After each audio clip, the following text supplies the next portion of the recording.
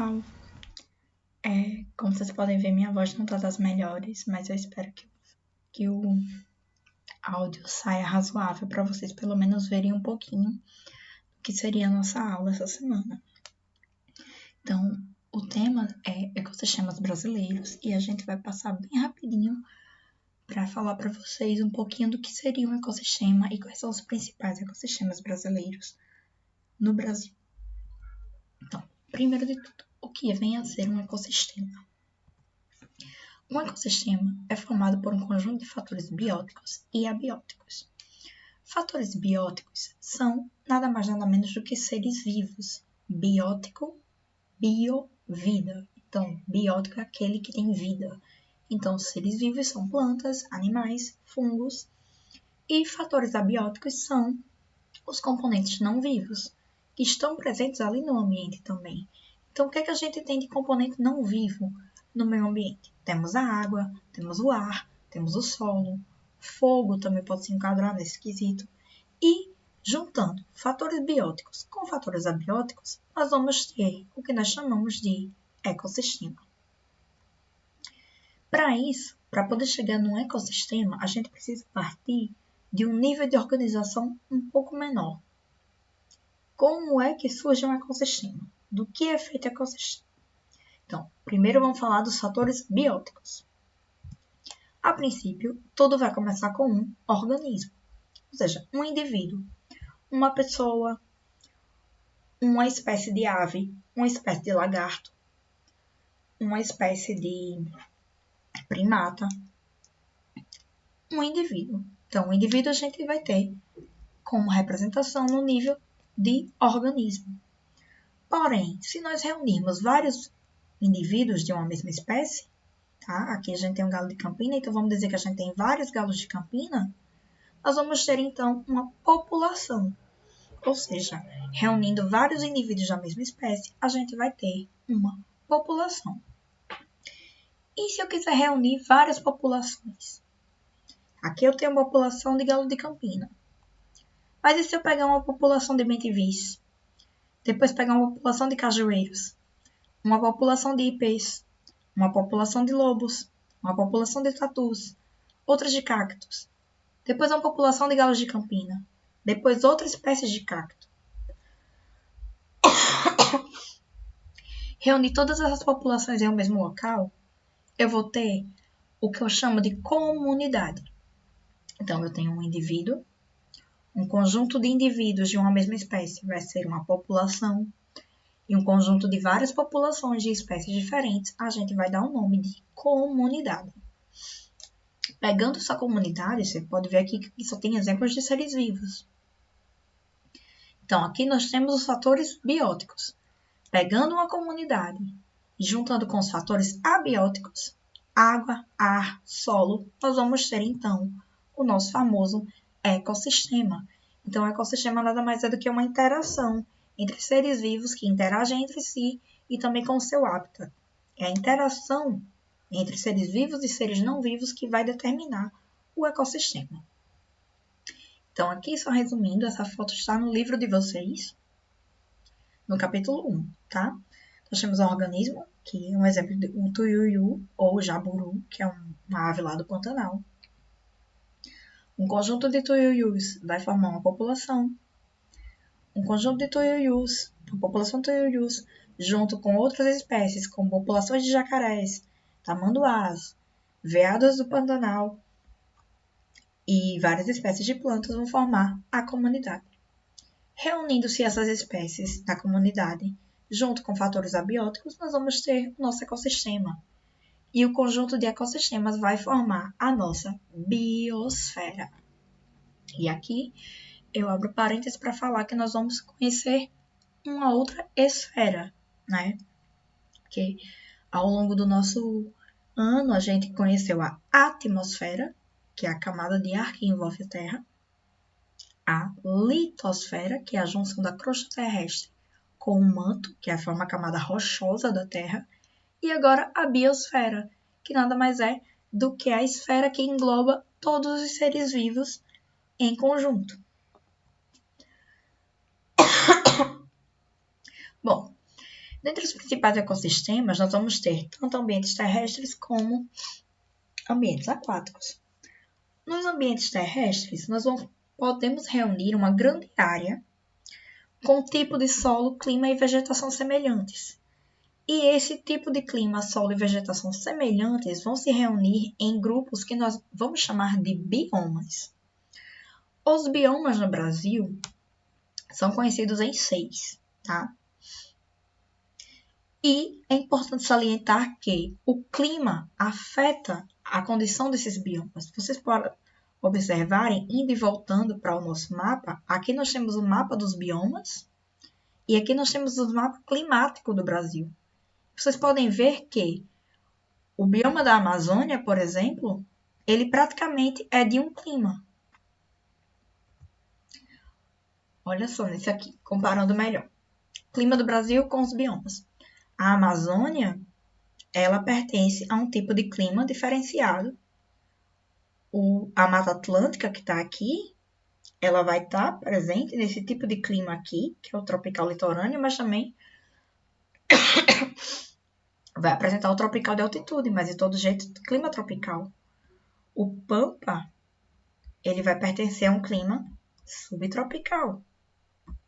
O Cerrado, por sua vez, vai estar num clima tropical, mais propriamente dito. E a Caatinga vai se corresponder a um clima semiárido. Então, gente, é importante salientar que existe uma grande influência do clima que vai interferir diretamente naquele tipo de local, principalmente no que se refere à vegetação. A gente vai ver isso com mais detalhes em outra aula, tá?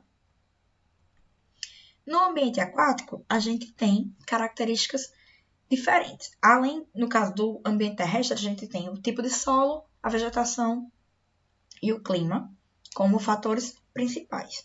No ambiente aquático, a gente ainda tem que levar em consideração questão como a penetração da luz solar, ou seja, se o ambiente entra mais luz ou entra menos luz, a questão da salinidade, ou seja, se é água salgada, se é água doce, se é uma água meio termo, que a gente chama de estuarina, tá? Para poder classificar alguns ambientes. Então, a gente tem, por exemplo, a zona costeira, que é uma região que sofre grande influência do mar, porque está bem próxima à praia, tá? Ali na praia. E são plantas que são adaptadas para aguentar grande quantidade de sal presente no solo. E é uma região também que sofre constantemente com a ação humana, devido à crescente construção imobiliária. Então, quem já foi na Baía da Traição, por exemplo, vê que está cheio de casa ali beirando a praia. Já não existe praticamente vegetação ali. O que é algo totalmente errado, porque quando o mar invade, se tivesse vegetação, ajudaria a conter a água. Mas como não tem, como agora é só casa, a água invade as casas e já destruiu boa parte das construções ali. No caso do Costão Rochoso, por exemplo, é um local que vai variar de acordo com a maré. Então, se vocês olharem para essa foto aqui de baixo, vocês podem ver uma linha verde, aqui uma linha mais avermelhada, logo embaixo uma linha marrom. Dependendo do nível da maré, você pode encontrar diversos tipos de espécies de animais ali. Então, olha só aqui comparando. No infralitoral, que é a parte lá da maré baixa, a gente pode encontrar algas e animais se alimentando dessas algas. No mesolitoral, que é quando a maré está alta, a gente vai encontrar alguns tipos de conchas, crustáceos diferenciados. E o supralitoral, que é essa galera aqui, o tatuizinho de praia, por exemplo, que ele vai ficar mais próximo da areia e a maré sobe e desce e ele vai ficar por aqui. Ele não vai ser encontrado aqui embaixo. Então, às vezes você vai na praia, a maré está baixa, você encontra essas conchas. Se a maré está alta, ela vai ficar coberta. Você não vai ver esse tipo de concha. Tá?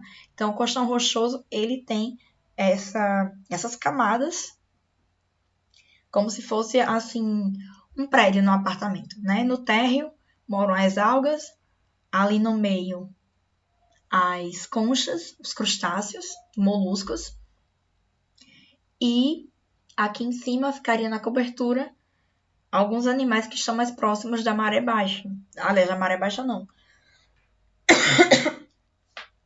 Da areia. E comumente são vistos porque eles estão acima da maré. Esses outros aqui a gente só veria quando a maré baixasse. E por fim nós temos também os manguezais, que são regiões alagadas que se encontram na região onde o rio se encontra com o mar. Essa região de encontro do rio com o mar a gente chama de estuário. E nessa região a gente vai ter tipos de vegetação específicos e tipos de animais específicos. Então, determinados tipos de peixes, eles conseguem habitar essa área de estuário, mas eles não sobrevivem, por exemplo, em água doce. E também não sobrevivem no mar. Eles têm que ficar nesse meio termo. O interessante do mangue também são essas raízes aqui, chamadas de raízes aéreas. Por quê? Quando a maré está cheia, o rio enche. E aí essas raízes elas ficam submersas. Quando a maré está baixa, essas raízes aparecem. Essas raízes elas têm que ficar assim altas porque elas conseguem captar o oxigênio dessa forma. Quando a água cobre, a árvore não é capaz de captar o oxigênio. Então, por isso, raízes aéreas. É uma adaptação das plantas do manguezal. Outra coisa também é com relação aos ecossistemas aquáticos, que nós temos 2 tipos de zonas.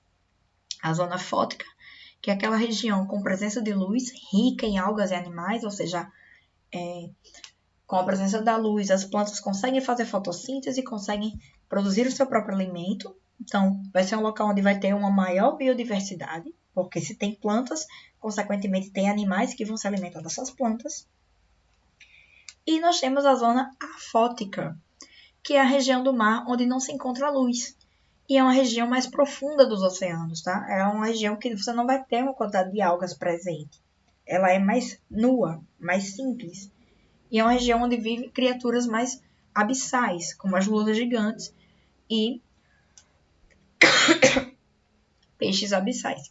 Se vocês lembrarem, por exemplo, do filme Procurando Nemo, tem uma cena que tem um peixe com uma espécie de lanterna na cabeça, assim. Aquele peixe ali é o peixe abissal, que ele vive nas profundezas dos oceanos, ele não fica longe, não fica próximo de onde bate luz. E aqui é um videozinho só mostrando para vocês as principais características dos biomas terrestres.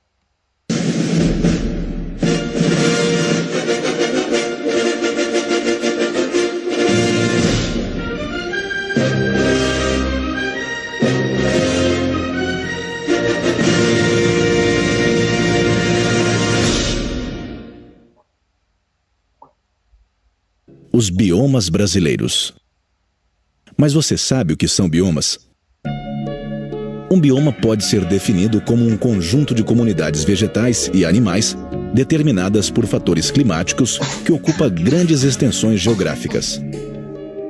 Somos mais de 200 milhões de brasileiros e vivemos em ambientes naturais diferentes.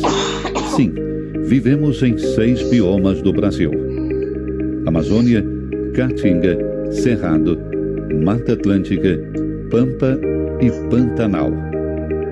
Cada um com suas particularidades geográficas, climáticas, com populações e culturas diferentes, com espécies de plantas e animais específicos, repletos de belezas e de fragilidades. Biomas, fragilidades e ameaças. Com a chegada dos colonizadores portugueses, os nossos biomas, esses verdadeiros santuários naturais, têm sido alvo da degradação. Estima-se que o Brasil possuía 90% do seu território coberto por florestas e campos variados. Mas, na atualidade, a área representa pouco mais de 60% de matas, campos e vegetação original.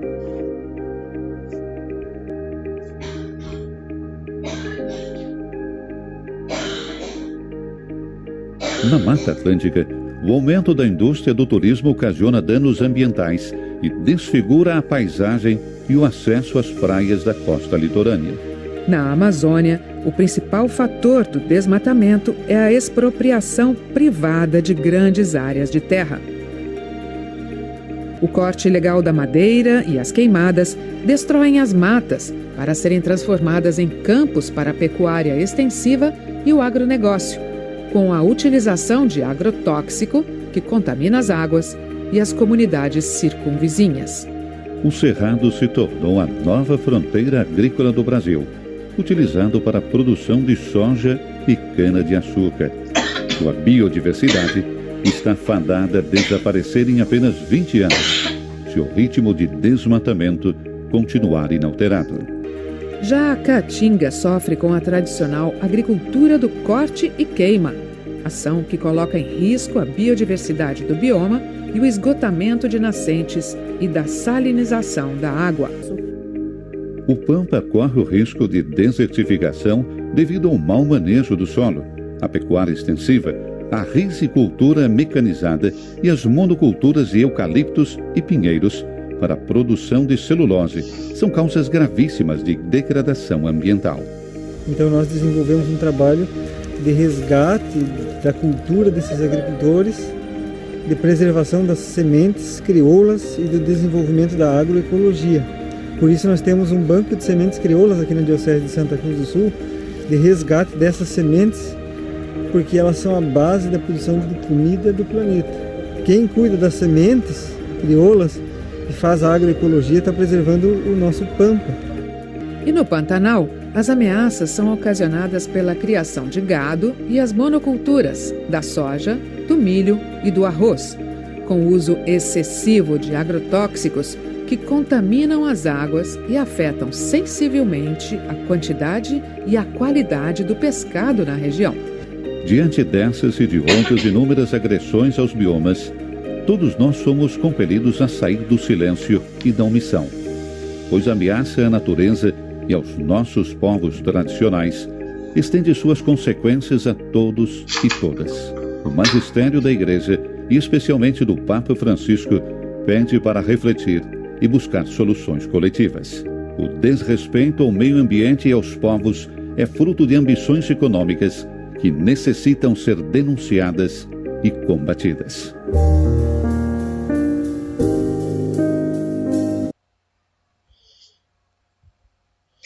Então, gente, aqui é onde eu daria continuidade à parte de biomas, mas isso vai ficar para outra aula, tá?